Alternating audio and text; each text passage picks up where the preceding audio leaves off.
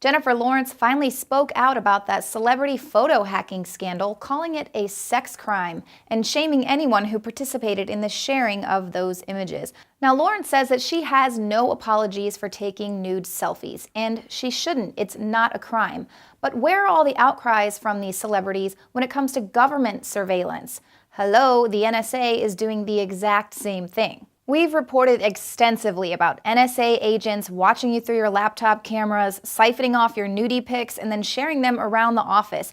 Edward Snowden said that this is just one of the perks of working in surveillance. And let's not forget that the police use the very same software that's used by hackers to gain access to your private data as well. But instead of focusing on government crime and unconstitutional surveillance, celebrities are calling out for even tighter restrictions on the internet. Yay, punish us for our freedoms. USA! USA! Let's take a look at some of the sex criminals in our very own government, the same people that Jennifer Lawrence is asking to help investigate these hackers.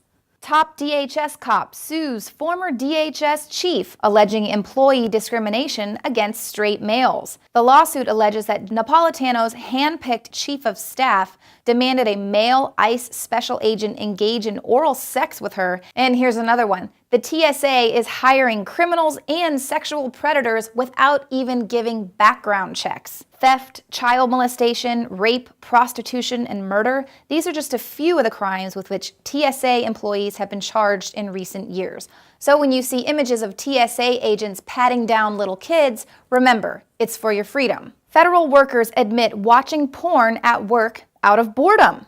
Government employees spent hours gawking at porn and in some cases engaging in cybersex. And how much do you want to bet that some of these same government workers were enjoying nude pictures of Jennifer Lawrence while on the clock? Now, I'm not saying that the feds don't do their fair share of busting actual sexual deviants. Here, let's look at this. The FBI rescues 79 children being held as sex slaves across the U.S. FBI raid rescues 168 child sex slaves on U.S. soil.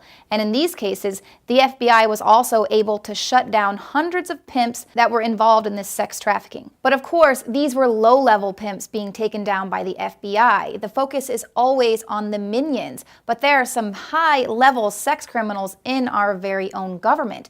But the news is that the Secret Service is buying hookers. It's not the fact that there were underage hookers being shipped into the George Bush White House. And of course, there's Michael Aquino. He was a very high-level operative at the NSA in the Army's Psych Warfare Division. And of course, he's the founder of a large satanic cult, the Temple of Set. Now, Aquino and his wife Lilith and others were charged with conducting a satanic child molestation ring. They operated it at the Presidio Army Base Daycare Center. It was found that over 60 children had been molested, a number of whom had contracted venereal diseases. But of course, all the charges were eventually dropped. And of course, there's DynCorp and Halliburton. Both were exposed for having been involved in the buying and selling of young women and children into sex slavery. But that hasn't stopped either of them from still getting large government contracts. Now here's a good one from the Common Sense Show. Child sex trafficking in the Oklahoma state government. They say many children are going missing from Child Protective Services all across the country, and there's no record of what has happened to thousands of missing children.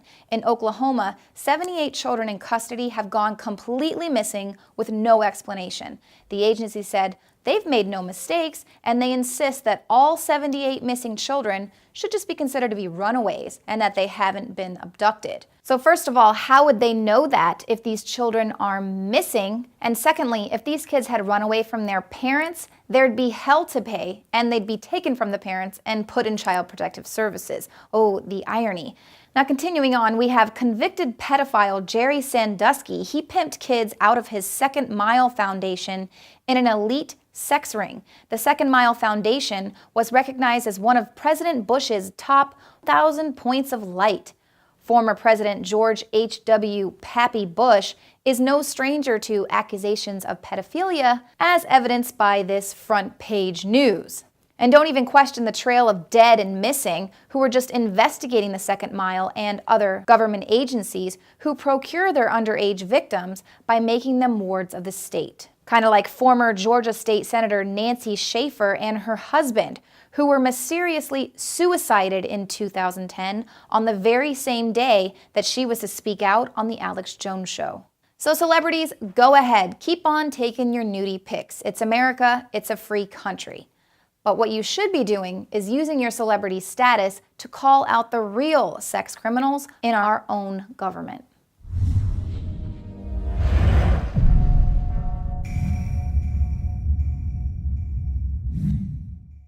In the past decade, we have witnessed unparalleled scientific discoveries in the area of health. But no one has put together a formula that focuses directly on brain health, nerve growth factors, and optimizing your cellular energy at the same time. DNA Force is one of the most expensive formulas to produce. Some of the ingredients in DNA Force are $12,000 a kilogram. We are using the coveted, patented, only American source of PQQ, CoQ10, and more. You want the best that's out there at the lowest price anywhere? Well, we're bringing you a total win-win. The ultimate value, cutting-edge, trailblazing game changer that also supports the InfoWar. We have produced a limited run of DNA Force, and it will take up to 12 weeks to produce more once we sell out. Secure your DNA Force today at InfoWarsLife.com or call toll-free 888-253-3139. DNA Force from InfoWars Life.